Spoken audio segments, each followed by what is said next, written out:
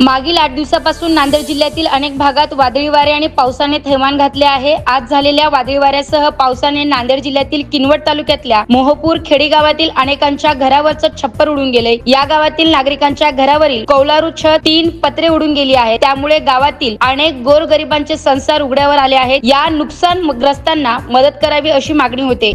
दिनांक 15 मे रोजी अवकाळी पावसात मालवाडा घाटात दुचाकीवर वीज कोसळून शिक्षक संजय पांडे यांचा मृत्यू झाला होता। आपत्ती व्यवस्थापना अंतर्गत शासनाची मदत म्हणून आज संजय पांडे यांच्या पत्नी संगीता संजय पांडे यांना तहसीलदार किशोर यादव यांनी 4 लाख रुपये मदत निधीचा धनादेश दिलाय। हदगावचे पत्रकार संजय सूर्यवंशी यांना आमदार बापूराव कदम कोहळीकर यांनी जीवे मारण्याची धमकी दिली आहे। त्यामुळे आज पत्रकार संघटनेने जिल्हाधिकारी आणि जिल्हा पोलीस अधीक्षक यांची संयुक्त भेट घेतली। पत्रकार संरक्षण कायद्यानुसार आमदारावर गुन्हा दाखल करावा अशी मागणी पत्रकार संघटनेने केली आहे। यावेळी जिल्हाभरातील पत्रकारांची उपस्थिती होती।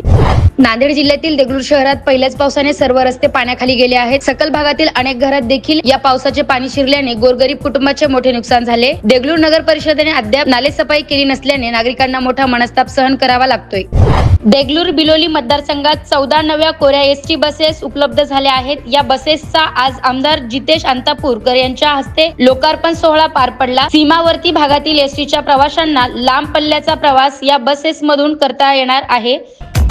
नमस्ते नांदेड, नमस्ते नांदेड, जीवा भावाचं नाव नमस्ते नांदेड, गरजे आपले नाव नमस्ते